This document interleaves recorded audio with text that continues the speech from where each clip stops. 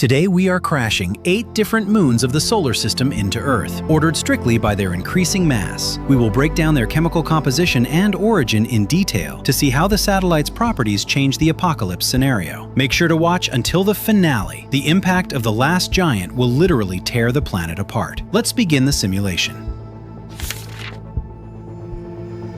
Number 1 on our list is Phobos, the closest moon of Mars. It is not a monolithic piece of rock, but a so-called rubble pile, a porous mass of carbonaceous chondrite and ice, barely held together by weak gravity. Its average diameter is only 22 kilometers, but do not let the size fool you. The asteroid that killed the dinosaurs was half that size. Because of its loose structure, Phobos will start breaking into pieces upon entering Earth's dense atmosphere, but this will not save the planet. The fragments will slam into the surface with a combined energy of millions of nuclear bombs. The impact will scorch continents within a radius of hundreds of kilometers, and the kicked-up dust will block the sunlight, triggering a multi-year nuclear winter. Photosynthesis will stop, and mass extinction will follow, but Earth itself will survive this blow without structural damage. Life in the deep oceans and underground bunkers will survive. Phobos is only the beginning.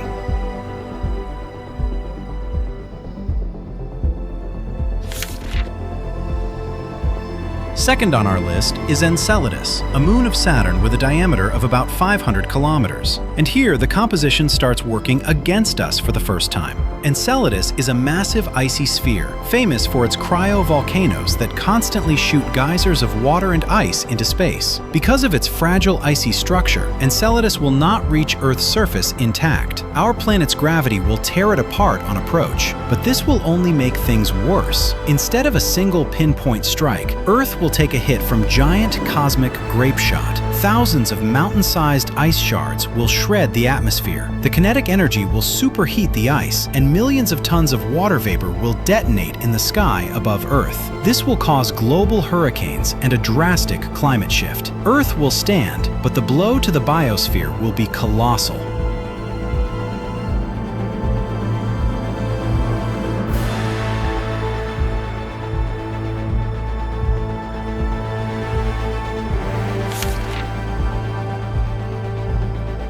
We increase the size almost 6 times and move on to Triton. This is Neptune's largest moon, and it is a very strange object. Triton is so cold that its surface is covered in a layer of frozen nitrogen. When this 2,700-kilometer chunk of nitrogen ice and rock collides with Earth, a monstrous thermodynamic shock occurs. Upon impact, the nitrogen ice instantly sublimates, turning from a solid straight into a gas. A colossal explosion follows, which not only punches through the Earth's crust, but also ejects trillions of tons of supercooled gas into our atmosphere. The shock wave wipes out entire continents, and the local temperature in the impact zone drops to extreme lows, right before the glowing magma from the shattered crust turns everything into a fiery hell.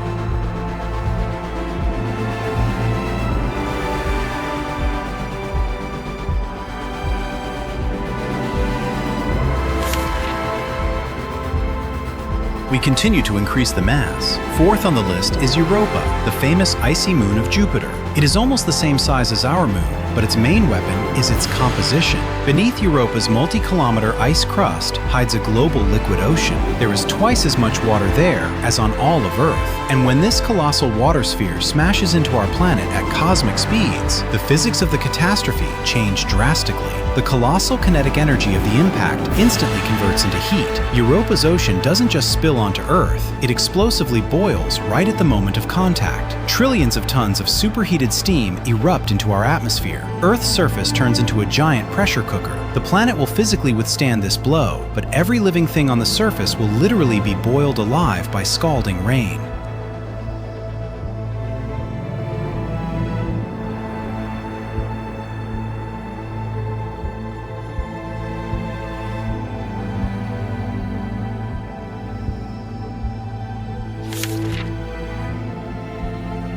The fifth object is familiar to everyone, our own moon. And this is exactly where our experiment crosses the line of total destruction. The Moon is a monolithic rock sphere almost 3,500 kilometers in diameter. Its fall is a classic head-on collision of two rocky worlds. Upon contact, the Earth's crust doesn't just crack, it is punched straight through all the way to the mantle. Oceans in the impact zone vaporize in seconds, and such a massive amount of glowing rock is ejected into deep space that these debris would form a giant ring in Earth's orbit. The shockwave travels through the entire planet, triggering earthquakes of unimaginable magnitude. At this stage, there are no chances of survival left, even in the deepest underground bunkers. Earth's surface begins to turn into a continuous ocean of churning magma. We have officially crossed the survivability line for life on the planet.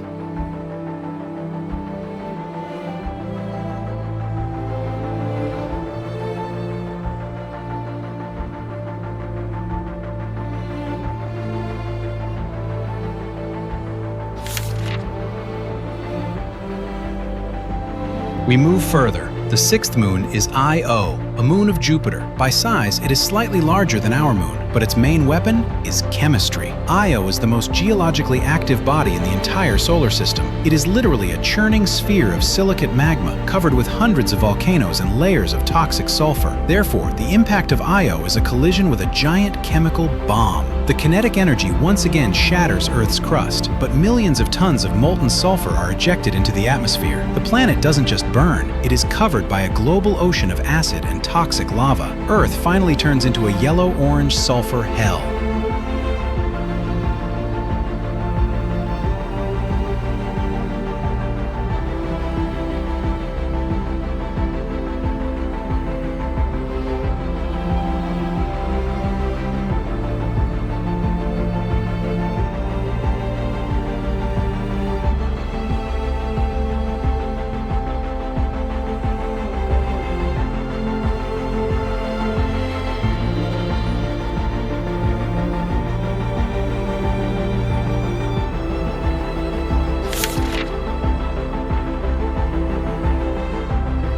The seventh moon is Titan, the largest moon of Saturn. It is almost twice as massive as our moon, but its main danger lies elsewhere. Titan is the only moon in the solar system that has its own dense atmosphere. On its surface, rivers flow and seas of liquid methane splash. It is a cosmic fuel tank the size of an entire planet. The catastrophe with Titan begins even before the solid surfaces collide. When its gas envelope slams into Earth's atmosphere at cosmic speeds, the colossal friction instantly superheats the gases. The alien methane mixes with the remnants of our oxygen and detonates. The sky above Earth literally catches on fire. A global firestorm burns away the atmosphere even before the monstrous physical impact of Titan itself tears our tectonic plates apart.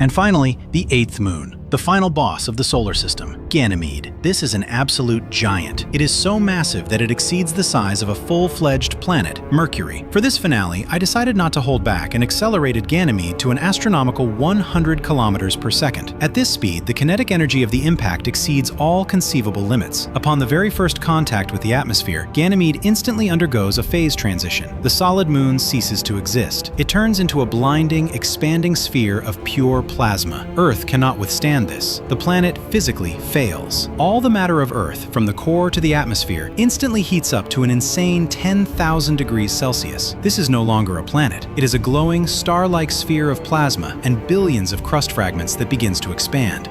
Such an amount of superheated matter is ejected into space that Earth itself completely disintegrates. As it cools, this monstrous dust nebula will not be able to reform. What used to be our home is completely destroyed, scattering across the entire solar system. Subscribe to the channel and let me know in the comments what crazy simulation I should run next. I will pick the craziest ideas for the next experiment.